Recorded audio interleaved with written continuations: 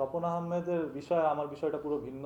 যেহেতু স্বপন আহমেদের বিরুদ্ধে মামলা হয়েছে, এই জিনিসটি পাবলিকলি হয়ে গেছে, এটা আগে থেকেই মানুষ জানে। আর স্বপন আহমেদকে কখন আফ্রিদি ডেকে বুকে জড়িয়ে ধরেও বলে নাই যে আমি বিষয়টার জন্য অনুতপ্ত।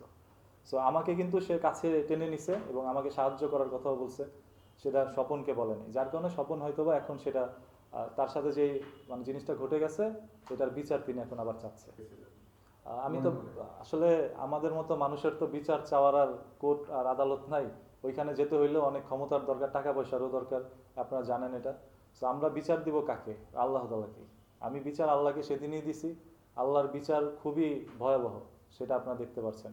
পৃথিবীর সকল স্বৈরাচারের বিচার কিন্তু আল্লাহ তাআলাই করেছেন, যেটা এখনো করছেন। তো শেখ হাসিনার চাইতে ক্ষমতা বেশি তো আর তহিদ আফ্রিদির না। শেখ হাসিনার পতন ঘটলে আফ্রিদি যদি কোনো অকারেন্স করে থাকে তারও পতন ঘটবে ইনশাল্লাহ। ঘটনা ঘটার আগে তহিদ আফ্রিদি আমার কাছে খুবই পছন্দের একজন মানুষ ছিল, এবং ঘটনা ঘটার কিছুদিন পর